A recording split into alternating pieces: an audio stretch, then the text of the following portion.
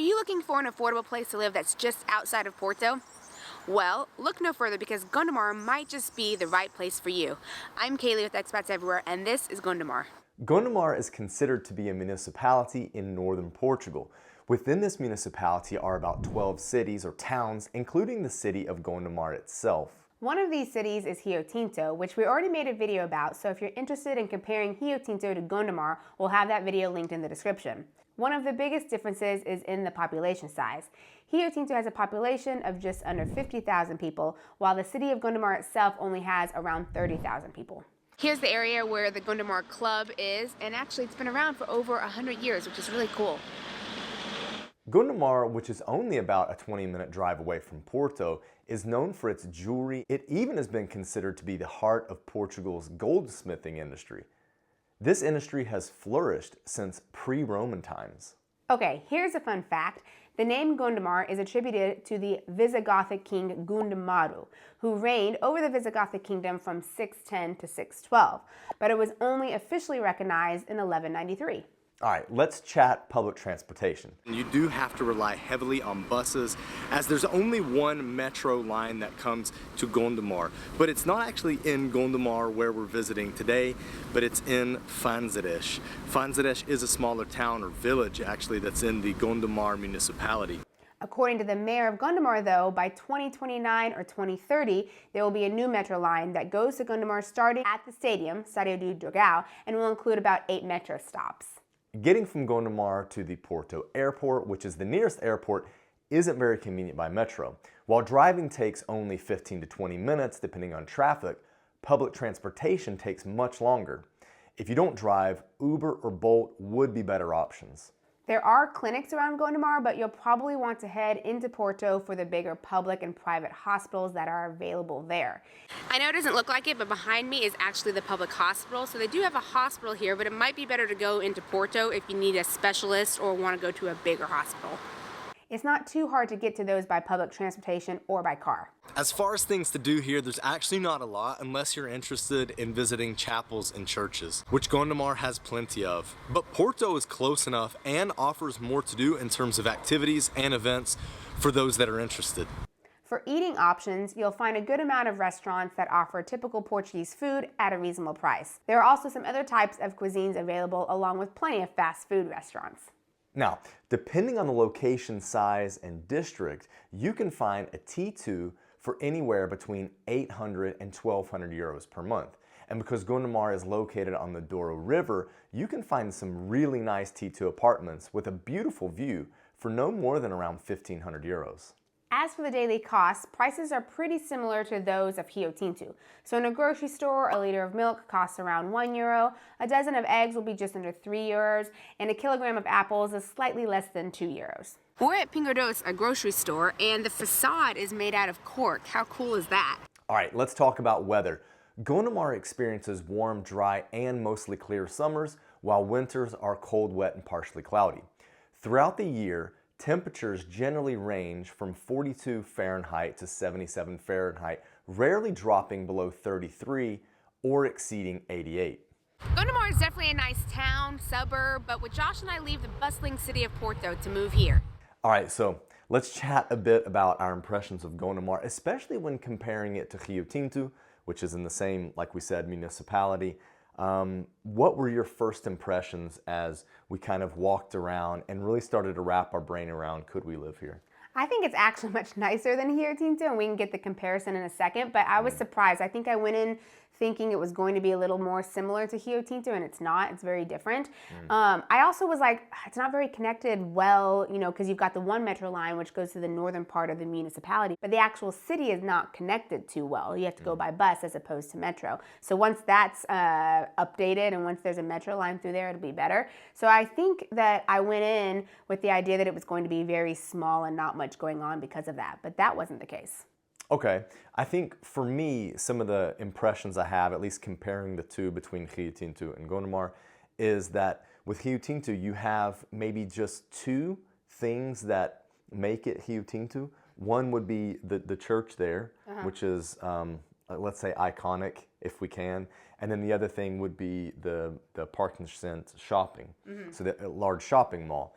Now, when looking at Gondomar, there's a huge park that is really nice. It looks like a decent amount of government money has gone into that, but very beautiful. So that's really nice, especially if you're into kind of like hanging out outdoors. But the other thing would be there's a really nice like plaza in the city center itself that has some things like when you're a citizen, those types of things like loge de citoyen.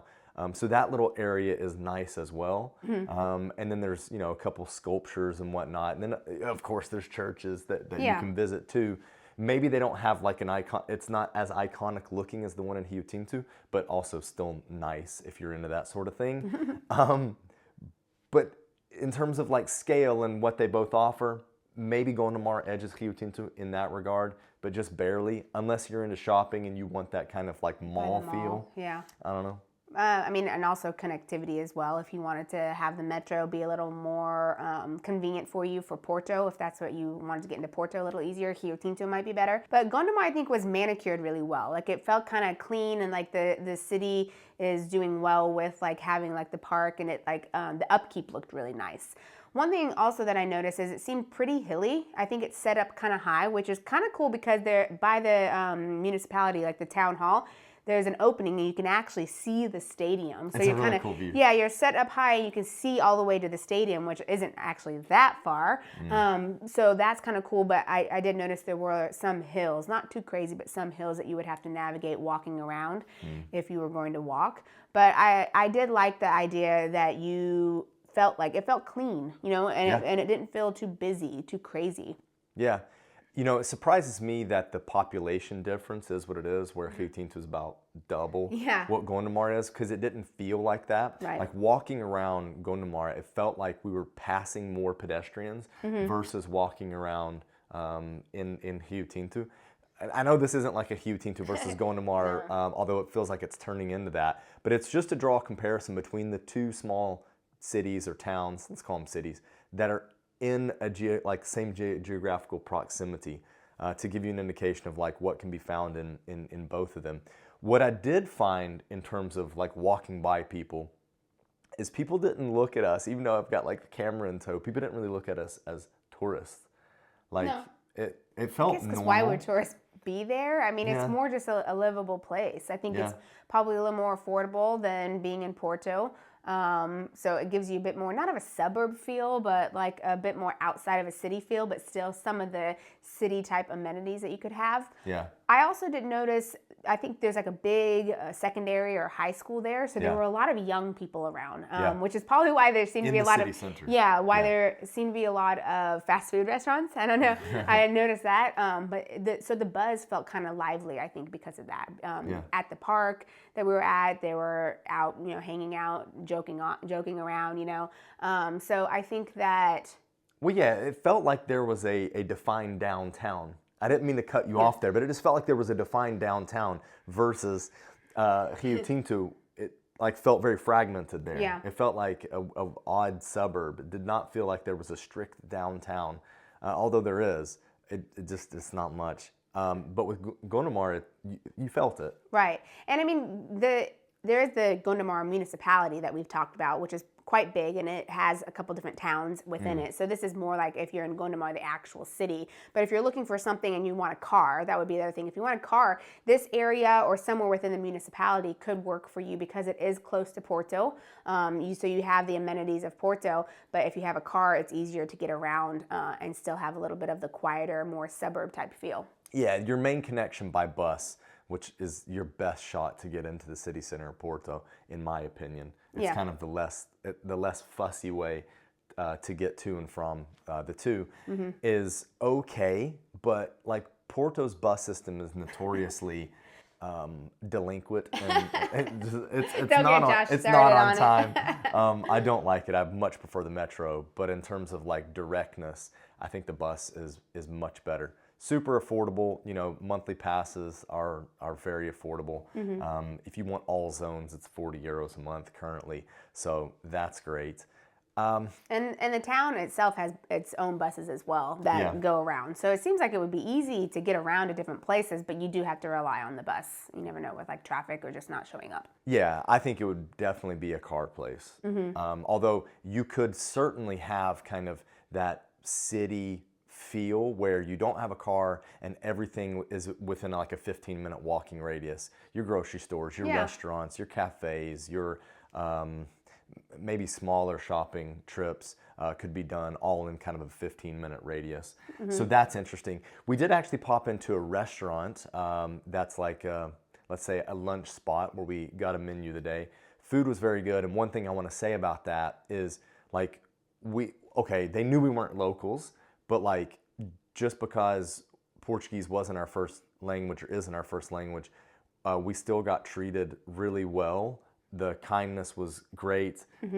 They spoke in a way that was, I think, a little bit slower than they would with another native.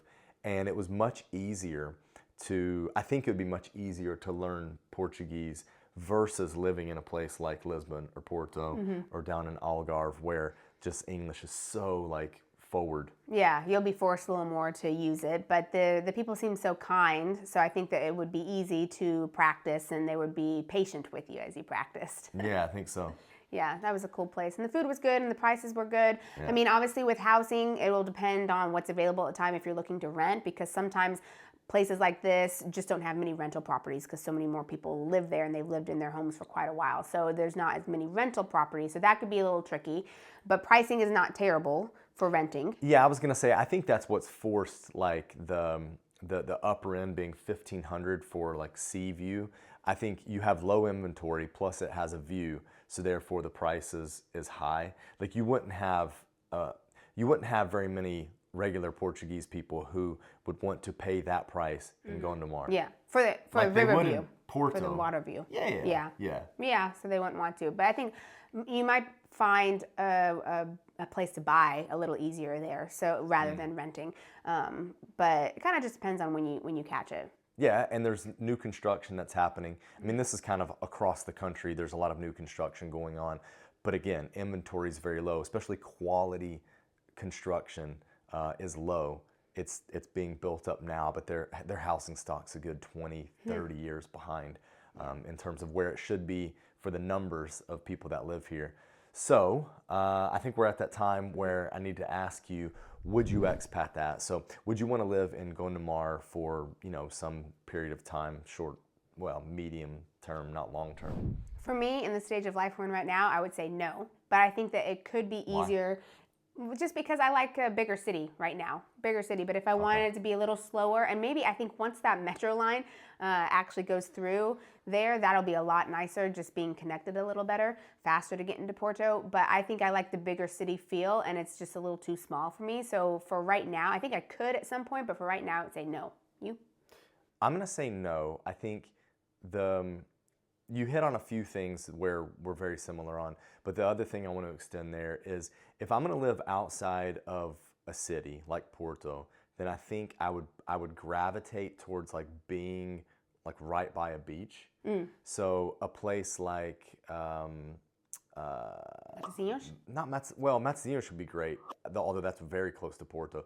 But I'm thinking like even more remote. So a Vila do Conde, a Povo de Varzim, or why can't I think of the one that's just the one that's just south of Porto, just south of Gaia, and I can't remember the name of it. Espinho, thank you.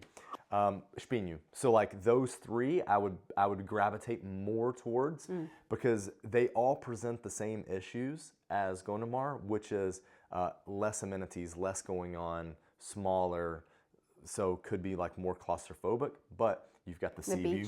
The beach. Or not sea view, but the beach. You did access, quick access to the beach, walking, versus what you've got in Gondomar. All right, so if you want to check out those cities and other small cities here in Portugal, we've created a playlist just for you to binge watch. Now, let's get moving. Bye.